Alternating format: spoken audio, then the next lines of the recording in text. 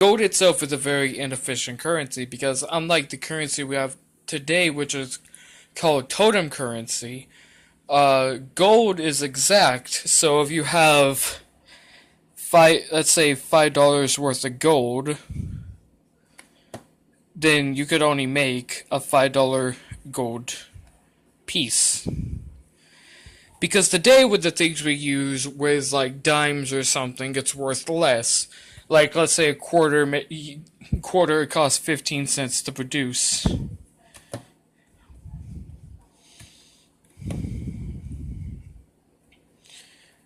Well, the thing is that quarter is worth 25 cents.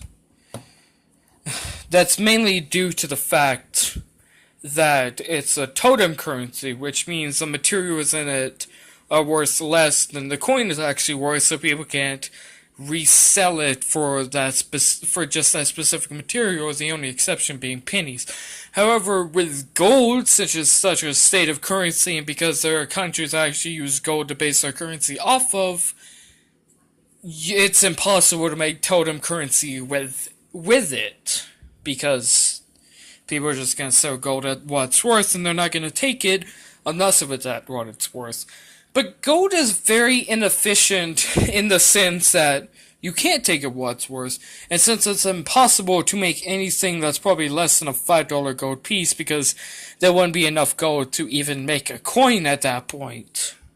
And because gold, the price fluctuates, countries build their currency off of gold because it's a universal currency. However, they tend to use paper money. Let's take it for instance, like Fort Knox, we have a massive gold supply, but instead of using gold as our actual currency, because gold is hard to carry, and all the other things I listed, we use paper money.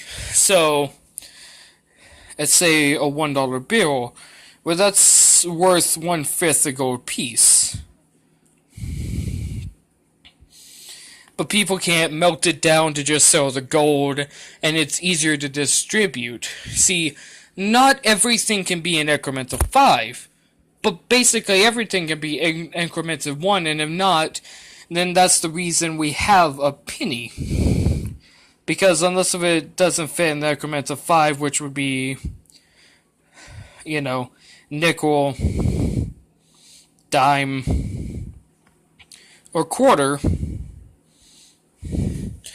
then you can't really have something that's stable. That's the reason we have a penny.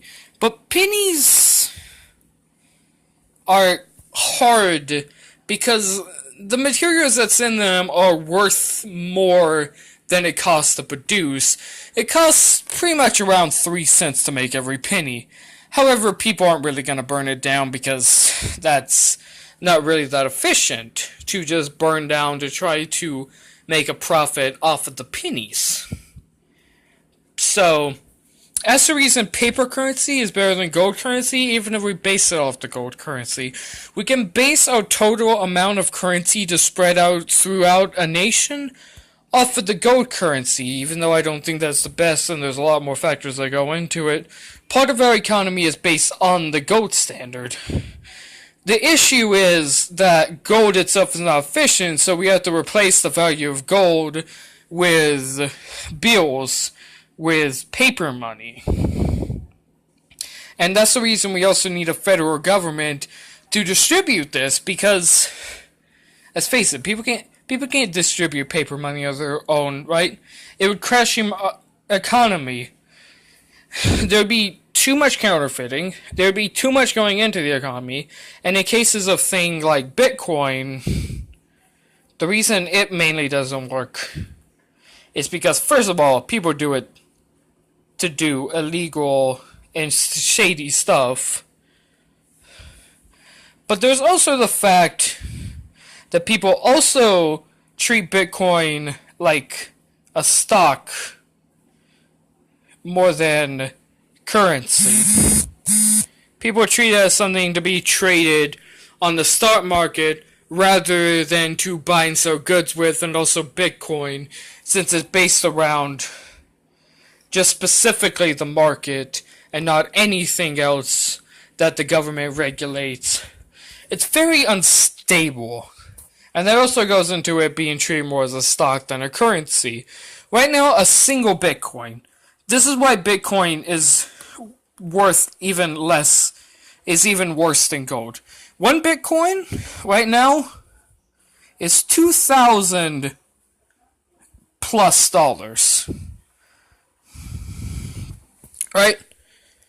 So a single Bitcoin, which means you would have to distribute the Bitcoin in cases of it being like 0.008 for, let's say, a cup of tea. And these are just numbers off my head. This is just to show these aren't exact estimates. But what I'm showing is gold currency, even though it's sometimes good to base an economy around to some extent, having it as the actual currency and just not something as a basis is very, very inefficient as compared to it being the basis and us having something like paper money regulated by the federal government.